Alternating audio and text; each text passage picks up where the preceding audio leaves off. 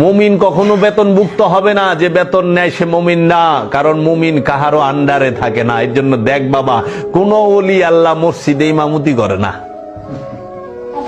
বেতন নেয় নাই। কোন খলিফা, যে খলিফা সে মসজিদের কোষাগারের থেকে বাইতুল মালের থেকে বেতন নেয় নাই।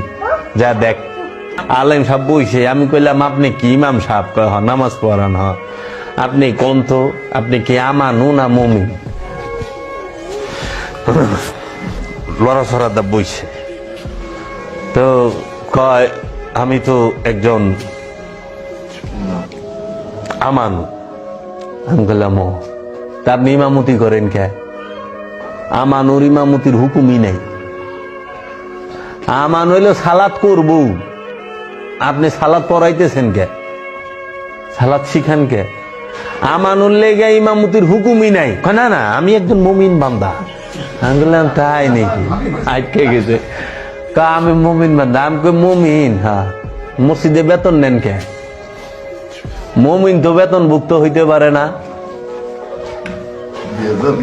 কি যে একটা মুসিবতে পড়ছে, এই জন্য আপনাদের সাথে বসতে চাই না। আমি কেমনে বইবেন? আমানু কখনো সালাত ইমামতি করতে পারবে না, মুসল্লি কখনো ইমামতি করতে পারবে না। মুসল্লির ইমামতি করার হুকুমই নাই। মুসল্লি সে সালাতের উপরে থাকবো, আর মুমিন সে সালাত শিখাইব। মুমিন কখনো বেতনভুক্ত হবে না, যে বেতন নেয় সে মুমিন না, কারণ মুমিন কাহারও আন্ডারে থাকে না। এর জন্য দেখ বাবা, কোন ওলি আল্লাহ মসজিদে ইমামতি করে না, বেতন নেয় নাই। কোন খলিফা, যে খলিফা সে মসজিদের কোষাগারের থেকে বাইতুল মালের থেকে বেতন নেয় নাই। যা দেখ, ওল কই ভাইলি লামানোর মুমিন ই তো দেখবো লই হেনে, যে মজা গারে কয় যে বইব মরবার লেগাইব হেনে, ইজ্জত যেটুকু আছে ওটুকু হারাইবারে, যে কোন হান্দা যে ই হইব দিশা। আর আমি তো আজগবি শরীফ লেবম না, আমি কোরআন মাজিদ লয়ে বসুম। আসেন কোরআন আগে শেষ হোক, তারপরে সেন হাদিস শরীফ। হাদিস শরীফ কোরআন শরীফ যদি আপনারা না পান, তখন সে আজগবি শরীফ দিয়ে চাপা দিবার চেষ্টা করবেন। তাহলে পরে এখন তোরা কি করতেছ? যে সুরা পারে না হ্যাঁ ইমামতি শুরু করে দিছে। ইমাম কে জানো? ইমাম কে বানায়? এই যে আমরা বললি না ইমাম বাবা জাহাঙ্গীর। বাবা জাহাঙ্গীরকে ইমাম জনগণ বানায় নাই, গ্রামের মানুষে বানায় নাই, মসজিদ কমিটি বানায় নাই। বাবা জাহাঙ্গীরকে ইমাম বানাইছে বাবা জান শরীফ শাহ সুরেশ্বরী, স্বয়ং মহানবী, স্বয়ং রব্বুল আলামিন তাদের থেকে ইমাম নিযুক্ত। মাওলা হুসাইনকে কোন মোল্লা, কোন জনগণ, কোন সাহাবী ইমাম বানায় নাই। মাওলা হুসাইনকে ইমাম বলছে আল্লাহ রব্বুল আলামিন নিজে, আল্লাহর হাবিব নিজে। ইমাম হুসাইন এরা ইমাম হাসান আলাইহিস সালাতু ওয়াস সালাম এরা দাঁড়ানো অবস্থায়, বসা অবস্থায় এবং শোয়া অবস্থায়, তিন অবস্থায় তারা ইমাম। মানুষ, প্রত্যেকটা মানুষ এই তিন অবস্থায় থাকে, নয় বৈশা, নয় শুইয়া, নয় দাঁড়াইয়া। এই তিন অবস্থার বাইরে কোনো মানুষ থাকে না। এরা ইমাম। ইমাম কি? নেতা। কিসের নেতা? কার নেতা? জনগণের নেতা না।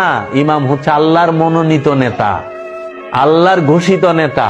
আর এখন ইমাম সাহেবের চাকরি জায়গা, ইমাম সাহেব কালকে আর আইতেব না, মসজিদ কমিটি ইমাম বানায়। আশ্চর্যের ব্যাপার, আল্লাহ নিজে কইতেছে ইয়া ইব্রাহিম, আমি আপনাকে মানব জাতির ইমাম হিসেবে নিযুক্ত করলাম।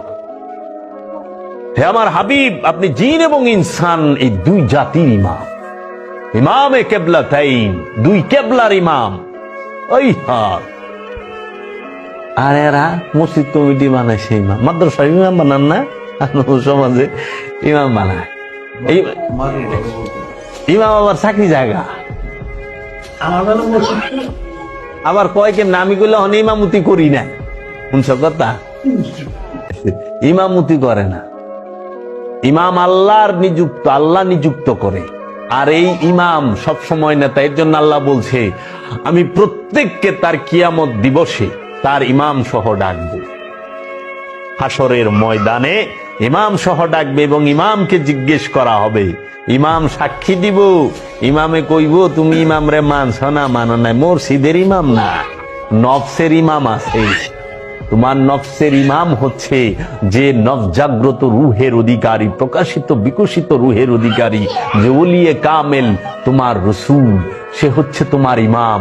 সেই ইমাম সাক্ষী দিব যে আমার মুখের সামনে খাড়ায় কইছে তুমি বন্ড, তুমি জাদুগীর, নাউজুবিল্লাহি মিন যালিক। আসল ইমাম রে জঙ্গলে মাইরা পাঠাই দিয়া ভোগের ইমাম রে মাথায় তুলে বয়ে দিছে। কে রে?